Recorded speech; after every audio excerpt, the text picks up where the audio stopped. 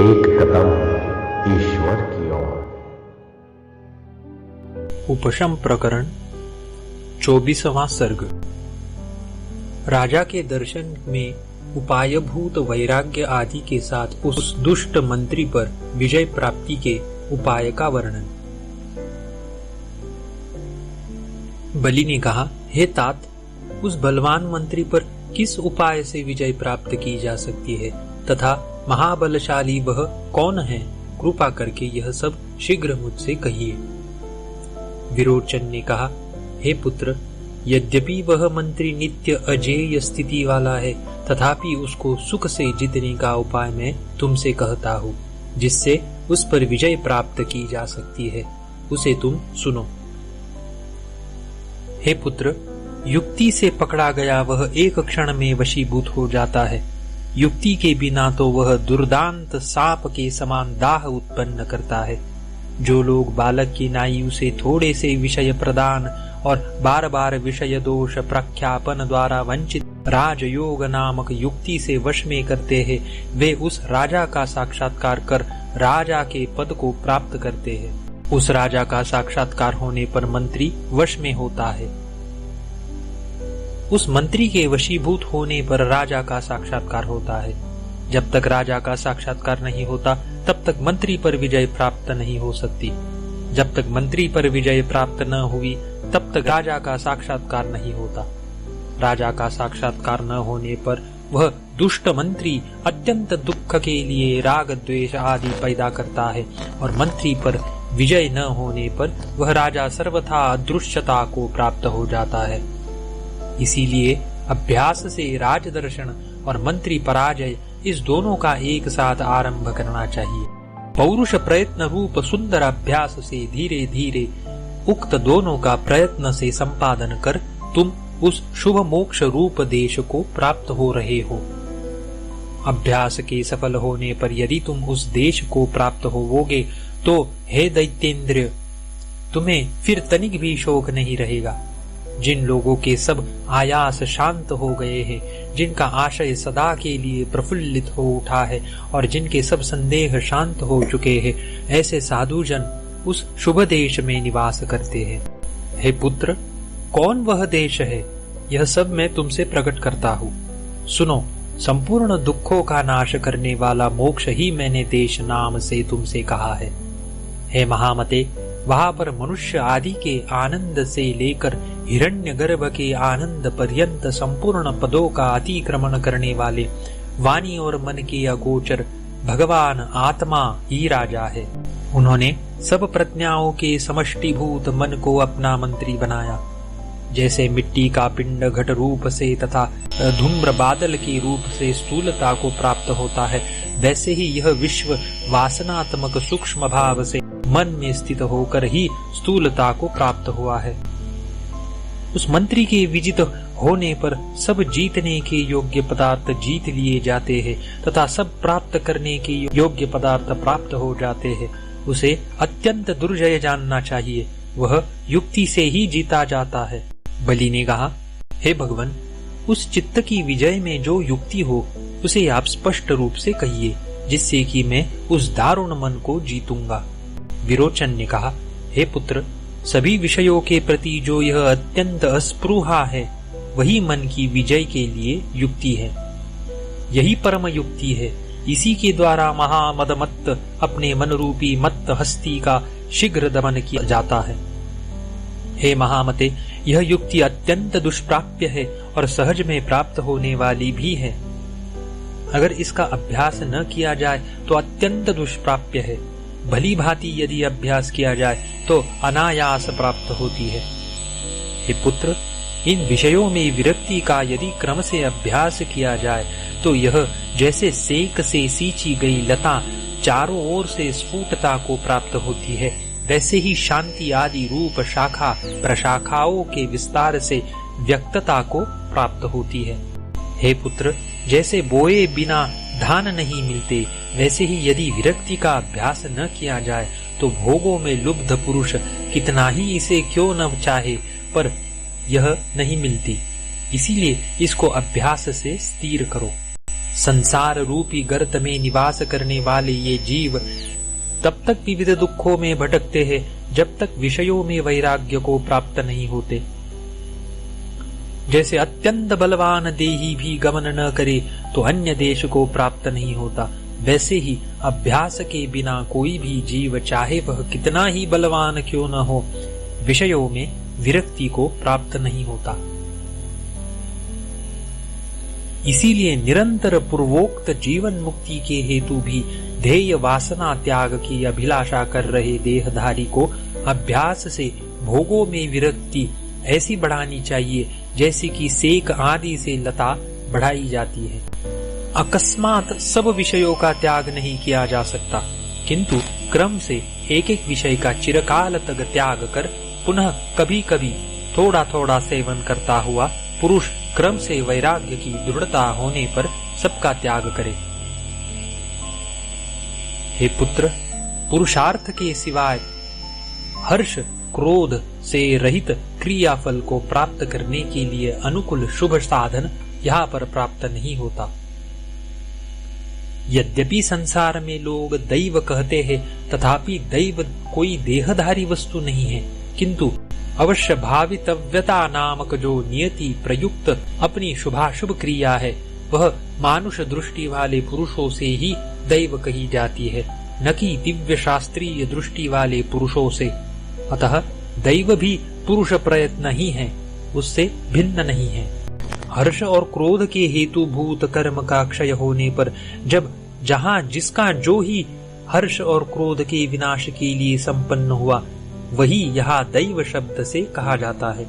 जैसे मृग तृष्णा भ्रम मरुभूमि के तत्वज्ञान से जीता जाता है, वैसे ही नियति रूप दैव वैराग्य दृढ़ता अभ्यास आदि रूप पौरुष से थोड़े ही समय में जीता जाता है। जिस जिस वस्तु का जैसे संकल्प किया जाता है, वह वैसे ही प्रमाणों से फलवत्ता के गृहीत होने पर पौरुष से फलवत्ता के द्वारा सुखप्रद होता है। हमारे मत में कर्ता भी मन ही है। वह यहाँ पर जिस वस्तु की जैसी कल्पना करता है, वह वैसे ही होती है। वह जैसे नियति का संकल्प करता है, वह वैसी ही होती है। चित्त स्वभावतः नियत फल वाले, अपवाद विषयों अनियत फल वाले व्यावहारिक पदार्थों को एवं अत्यंत अनियत फल वाले प्रातिभासिक पदार्थों का भी निर्माण करता है। इसीलिए यह चित्त नियति का भी उपपादक है।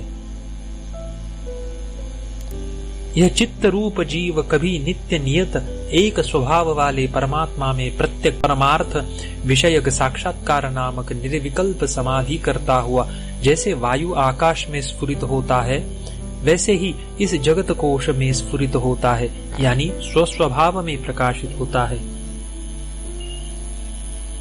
कभी शास्त्र रूप नियम से विहित वर्णाश्रमोचित कर्म करता हुआ अज्ञानी लोगों के बोधन के लिए ये याज्ञिक एवं सदाचार के प्रवर्तक है इत्यादि रूप से लोक में विख्यात नियति शब्द से युक्त वह जैसे पर्वत का शिखर स्वयं निश्चल होता हुआ भी वायु के वेग से वृक्षों के चंचल होने पर चंचल सा और वृक्षों के स्थिर होने पर स्थिर सा उदित होता है, वैसे ही नियति के अनुसार चंचल व स्थिर होता है।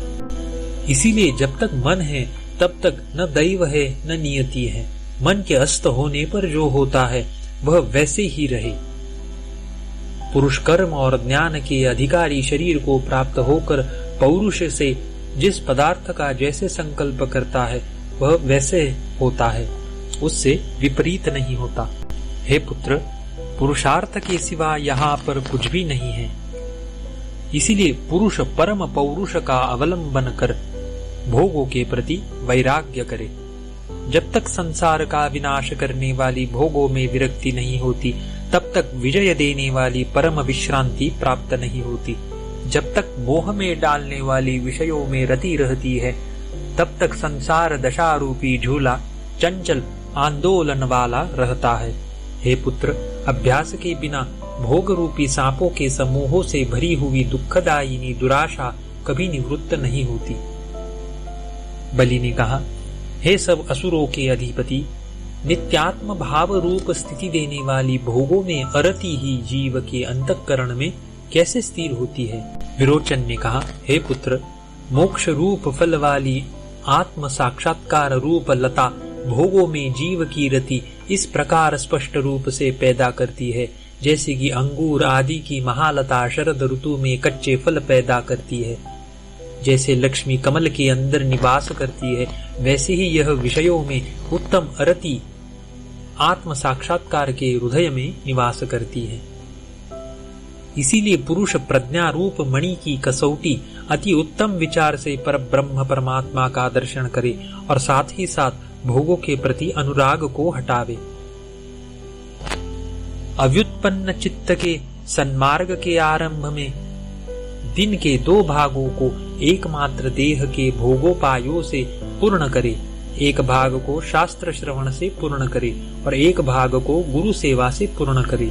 कुछ व्युत्पत्ति युक्त चित्त के सन्मार्ग के आरंभ में दिन के 1 भाग को भोगों से पूर्ण करे, 2 भागों को गुरु सेवा में बिताए, क्योंकि अधिक समय तक गुरु के सानिध्य में रहने पर समय समय पर गुरुओं से अपना संदेह होने पर पूछा जा सकता है, और 1 भाग को शास्त्रार्थ के चिंतन में बिताए।